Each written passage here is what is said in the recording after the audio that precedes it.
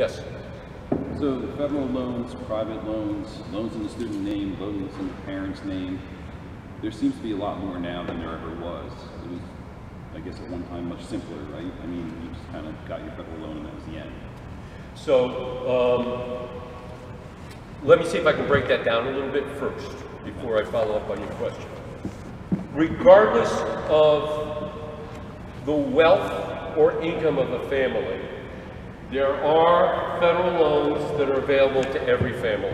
For that, you do have to file the FAFSA. So there are the subsidized and unsubsidized direct federal loans. Subsidized meaning that the interest is deferred until a time after graduation. So anybody can take those out.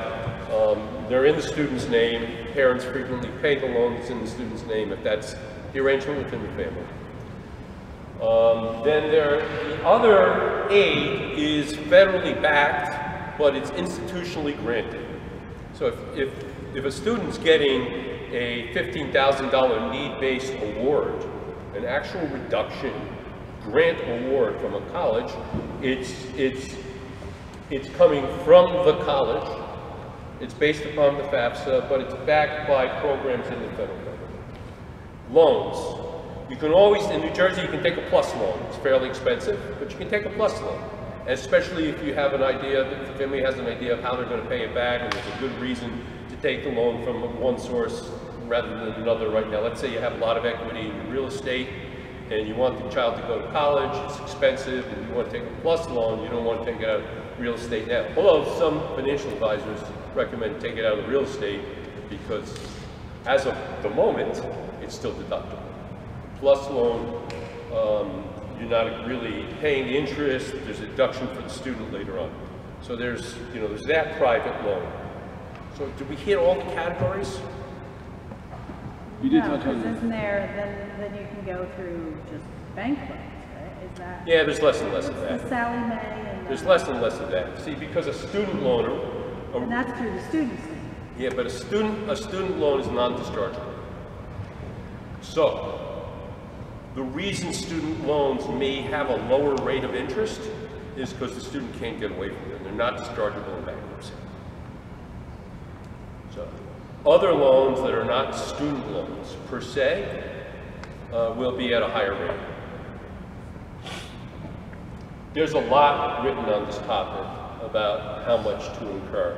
And for everyone who's thinking about this now and how to finance a college education, I'm just going to encourage you to put the athletics aside for the minute and think broadly about colleges.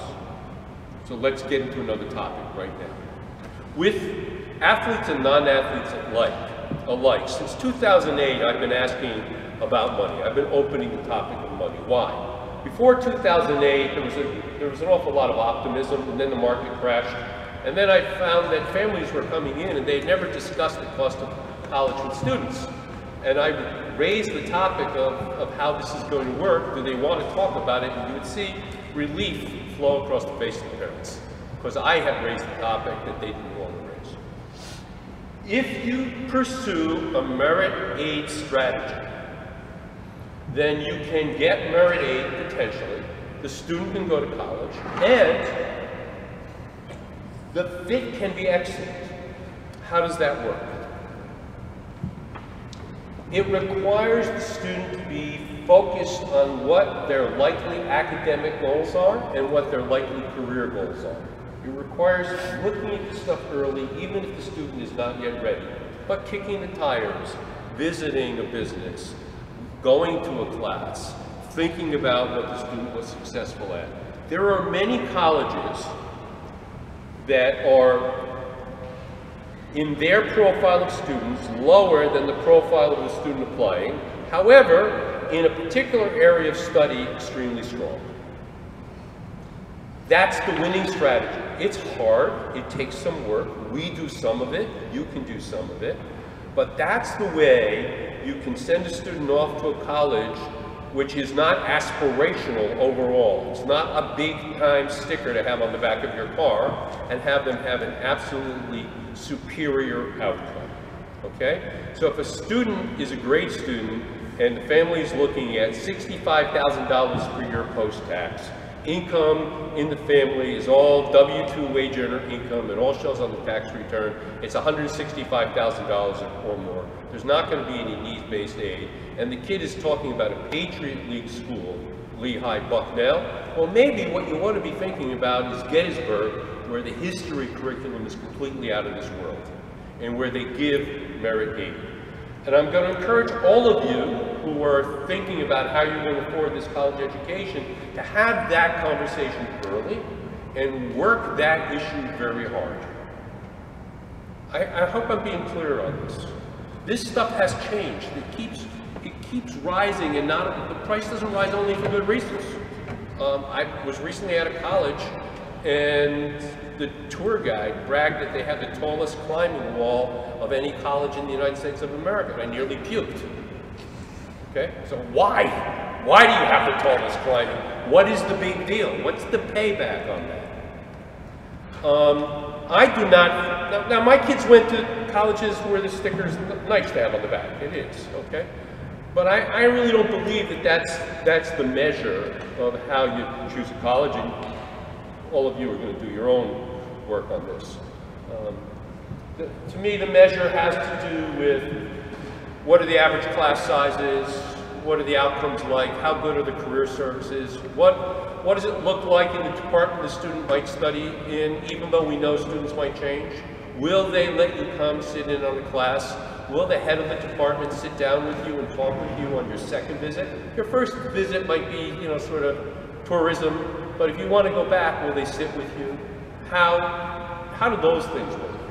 I'm sorry, it's kind of a long speech, and I get on it, but people come to me, and then later on, they talk about the college being expensive and no merit aid. I go, well, yeah, Tufts doesn't give any merit aid.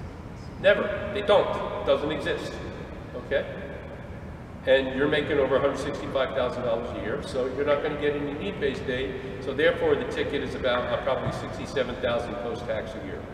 So you're talking about, what is that times 4? I can't do that number, it's too big. Okay? It's got a lot of zeros in it. Sorry, that's kind of a dark part of this whole thing, but look, the people in this room are college focused earlier than some of their peers, because you're playing soccer and you'd like to continue to play. So get focused on the college, not just the soccer.